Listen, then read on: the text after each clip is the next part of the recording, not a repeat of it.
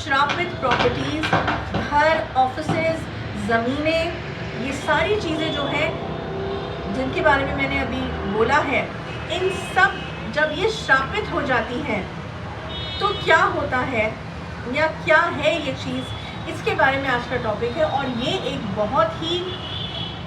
देखो समझने वाला टॉपिक है, क्योंकि इस टॉपिक में हम सिर्फ सुपरनैचुरल चीज़ों के बारे में बात नहीं कर रहे हैं, हम सिर्फ ये बात नहीं कर रहे हैं कि ये कोई हॉन्टेड जगह है, हम यहाँ पे श्रापित चीज़ों के बारे में बात कर रहे हैं जो कि थोड़ा अलग हो जाता है। ऑफ कोर्स सुपरनैचुरल एलिमेंट तो होता ही है उसमें, लेकिन श्रापित और सिर्फ सुपरनैचुरल में अंतर है, तो कंफ्यूज मत होना, क्योंकि बहुत से वीडियोस मिलेंगे हॉन्टेड प्रॉपर्टीज़ के बारे में, लेकिन श्रापित प्रॉपर्टीज़ थोड़ा सा एंगल डिफरेंट हो जाता है। ओके, अब इसका एग्जाम्पल जो मैं दूंगी वो अपने एक प्रीवियस केस को लेके दूंगी जो हमारे पास आया था, और हम बातें कर रहे हैं जो बहुत पुराने घर हुआ करते थे या बहुत पुरानी प्रॉपर्टीज़ हुआ करती थी या हवेलियाँ हुआ करती थी जिसमें 10 से 15 कमरा हुआ करते थे या 20-25 कमरे भी हुआ करते थे। वी आर टॉकिंग अबाउट कुछ घर ऐसे आज भी हैं, कुछ पैलेसेस आज भी हैं जो 100 साल पुराने हैं, कुछ हवेलियाँ ऐसी भी हैं जो 50-60 साल पुरानी हैं, और आज की डेट में कुछ लोग वहाँ रह रहे हैं, कुछ पूरी खाली हो चुकी हैं। तो हम इस तरीके की प्रॉपर्टीज़ के बारे में बात कर रहे हैं। ओके, अब वो तुम्हारी ज़मीन भी हो सकती है जिसमें तुम शायद कभी खेती करते थे, या तुम्हारे एंसेस्टर्स या दादा लोगों ने या परदादा लोगों ने जो है प्रीवियस अब जो पितृ बन गए हैं उन्होंने कभी काम किया हो या वो कभी रहे हों। तो हम इन चीज़ों के बारे में बात कर रहे हैं। तो पहले तो ये क्लैरिफाई होना बहुत ज़रूरी है दिमागों में कि हम एग्जैक्टली टॉपिक का थीम क्या है। एक बार ये क्लियर हो गया तो समझने में आसानी होगी। अब एक कहानी है जो हमारे पास आई थी in a form of a case, उसमें ये रॉयल फैमिली से बिलोंग करते थे और इनकी हवेली थी, इंडिया की ही बात है ये, और उनका ये कहना था कि हमें बहुत साल हो गए कि हमने उस प्रॉपर्टी को खाली कर दिया है, उस हवेली में अब कोई नहीं रहता, हम दूसरी जगह जाके रह रहे हैं। लेकिन हम एक चीज़ फेस कर रहे हैं जो हमें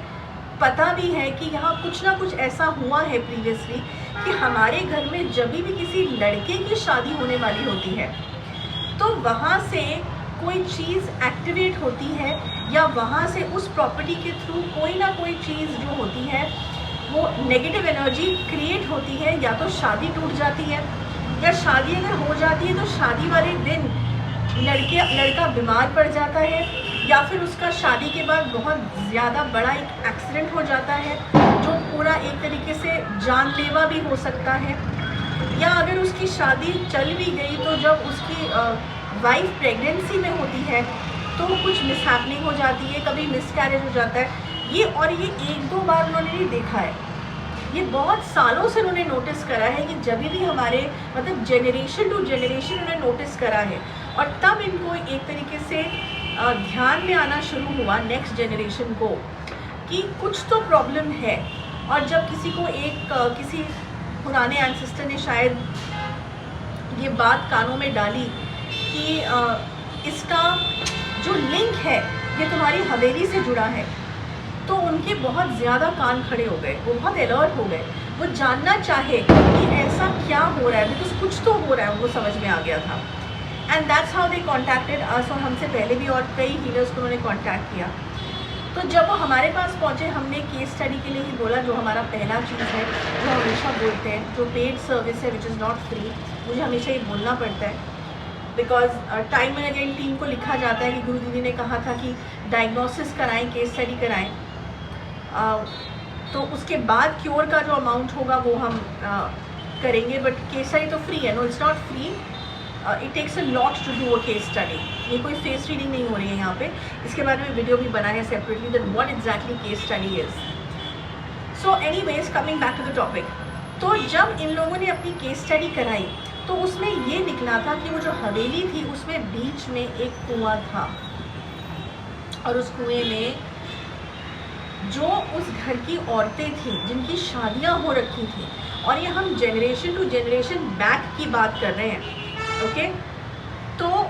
उनमें से कई जो लेडीज़ थी उनके साथ घर में बहुत डोमेस्टिक वायलेंस होता था, मारा पीटा जाता था उनको, बहुत मेंटली उनको टॉर्चर किया जाता था कि वो थक हार के उस कुएं में कूद के अपनी जान दे देती थी। और ऐसे 3 से 4 लेडीज़ ने जो उनकी फैमिली में थी उन्होंने ये चीज़ की थी। उनके अंदर इतना दुख समाया हुआ था, इतना रिवेंज फॉर्म भी समाया हुआ था कि हम इस घर के आदमियों को छोड़ेंगे नहीं जो इन्होंने हमारे साथ किया है। हम भी इनको बताएंगे कि कैसा होता है, कैसा दर्द होता है, कैसा क्या होता है। एंड दैट्स हाउ उनके अंदर से एक आह निकली थी, उनके अंदर से ये एक श्राप निकला उस पूरे जनरेशन टू जनरेशन आदमियों को, उस फैमिली के, कि ये कभी भी शादीशुदा ज़िंदगी में सफल नहीं हो पाएंगे या शादियाँ इनकी हो नहीं पाएंगी, टूट जाएंगी। इनके साथ इनको कभी भी फीमेल्स का सुख नहीं मिलेगा, वाइफ का सुख नहीं मिलेगा, एक फैमिली का सुख नहीं मिलेगा, from an extended family. This was the curse. अब देखो, हमेशा मैं ये कहती हूँ कि जब भी कोई श्रापित चीज़ होती है ना, उसके साथ कोई बहुत गहरी कहानी जुड़ी होती है। और कहानी यही होती है कि घर में किसी ना किसी इंसान ने ऐसा कोई कर्म किया होता है जो भुगतना पड़ता है नेक्स्ट जनरेशन को, और गलती खुद ही की होती है। दैट तुम्हें आज नहीं पता कि तुम्हारे जो पितृ बन चुके हैं उन्होंने अपने ज़माने में शायद कुछ ऐसी गलतियां कर दी थी जिसका भुगतान तुम लोग आज तक दे रहे हो, और तुमको उसके बारे में खबर इसलिए नहीं क्योंकि तब तो तुम पैदा भी नहीं हुए थे, isn't it? लेकिन आज भी वो चीज़ तुम्हें अफेक्ट कर रही है। तो अगर कुछ ऐसी चीज़ तुम्हें फेस कर रहे हो जो तुमने अभी वीडियो में सुना, जो मैंने कहा, तो इसकी केस स्टडी या डायग्नोसिस कराना बहुत ज़रूरी है, क्योंकि इसी में बात पता चलेगी कि एग्जैक्टली क्या हुआ था, क्या सच्चाई थी और क्या असली कहानी थी। ओके, क्योंकि अगर ऐसी कोई श्रापित चीज़ है या जगह है तो ये तुम्हें ख़त्म कर देगी, ये कभी भी तुम्हें आगे पनपने नहीं देगी, और इसमें पश्चाताप भी तुमको करना पड़ेगा, ये रेमेडी भी तुमको करनी पड़ेगी, और माफ़ी भी तुमको मांगनी पड़ेगी अगर ज़रूरत पड़ेगी तो। ओके, वो केस टू केस डिपेंड करता है। स्पिरिचुअली तुम्हें माफ़ी मांगनी पड़ेगी, वो क्या सिस्टम है, वो क्या प्रोसेस है, वो तुम्हें बताया जाएगा once you come for the cure to us. Okay, और उसमें इतना भी बता दिया जाता है कि कितने हद तक ये श्राप ख़त्म हो सकता है, कितने हद तक इसका परसेंटेज डिसॉल्व किया जा सकता है या नहीं किया जा सकता, ये सारी बातें बता दी जाती हैं डायग्नोसिस में। ओके, तो diagnosis and case study is a very very important thing. Okay, तो अगर कुछ ऐसा फेस कर रहे हो, गेट दिस थिंग डन, ताकि क्लियर हो जाओ कि क्या है सीरीज़, और अगर कोई ऐसी सीरीज़ चल रही है तो उसको तुरंत ठीक करवाओ, हमसे चाहे कहीं और से, बट कराना ज़रूरी है।